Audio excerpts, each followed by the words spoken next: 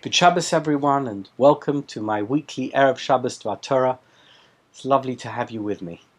This Shabbos we will read Parshat Vayeitzei. It's a Sedra that's all about Yaakov Avinu, our patriarch Jacob. Now, what's so noticeable about Yaakov, if you read about him, is that we can see a major difference between Avram Avinu and Yitzchak Avinu on the one hand, and Yaakov Avinu on the other.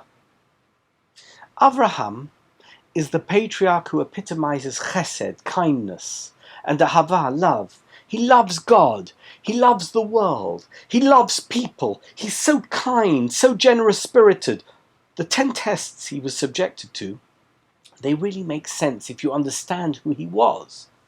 They demonstrated that even in the midst of challenges, difficulties, and great disappointments, he never, not once, lost a beat in serving God with joy and with enthusiasm.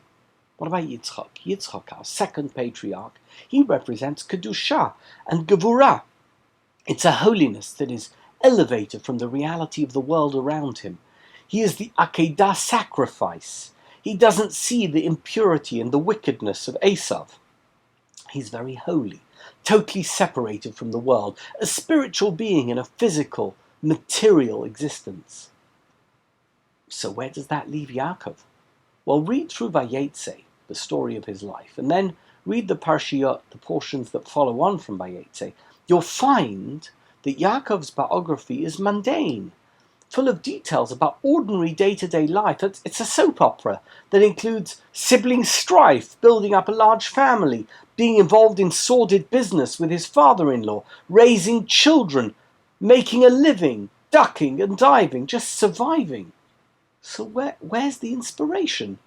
Where's the individualized USP that was the mark of greatness for his father and for his grandfather? The Nesivos Sholom has a beautiful answer. He says, do you know what? That is exactly the point. The stories of the first two patriarchs are precisely balanced and parallel to Yaakov's story.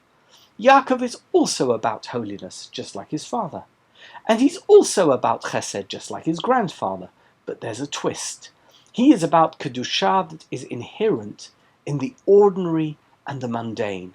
Yaakov showed us all how to elevate the events and objects of material existence and turn them into spirituality on the highest plane. Commonplace occurrences of life can become holy Torah.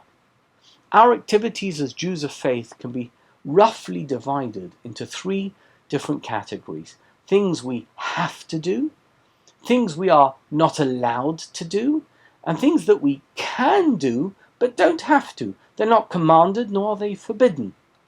Avraham, the Av of Chesed and Ahava, is the foundation of the 248 mitzvot aseh, all of the affirmative obligations which are expressions of our love of God. We do something for God because we love him. Yitzchak, representing Gevurah and Yir'ah, is the basis for observing the Torah's 365 mitzvot, lo ta'aseh, the prohibitions. Our fear of God means we won't do something that upsets him. And now, we can understand what Yaakov represents. His message was that all the activities of our world that are neither commanded nor prescribed, daily life stuff, the activities we call reshut, are also about God.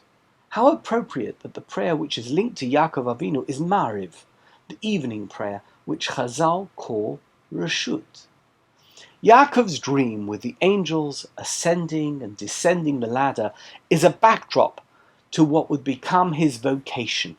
He spent many decades quietly receiving from his father Yitzchak, and he then added another 14 years of study in the yeshiva of Eber, during which, according to the Medrash, he did not lay down to sleep.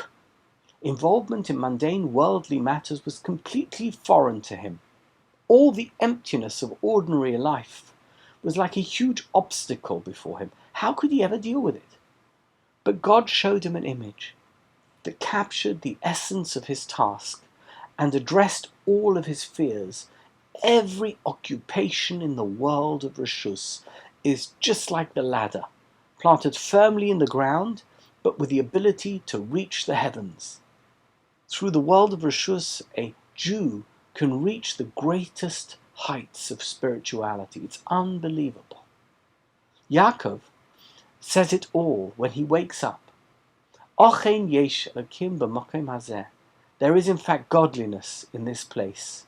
V'anochi lo yodati, and I didn't know. I did not realize how much could be spiritually accomplished through the world of the mundane and the world of the ordinary. At that moment, Yaakov recognized his destiny, and off he went. And the rest, as they say, is our history. Yaakov Avinu was the ultimate patriarch, because his journey is our journey. He is our mentor in a way that Avraham and Yitzhak could never be. Of course, we can admire their greatness, but their perfection is a bit beyond our reach. We are ordinary. We are more like Yaakov, who led an ordinary life, but he reached incredible heights. He wrestled with angels and with man, but he always prevailed. And we too can wrestle with demons and struggles and difficulties, and we too can prevail, elevating our lives to a higher spiritual plane.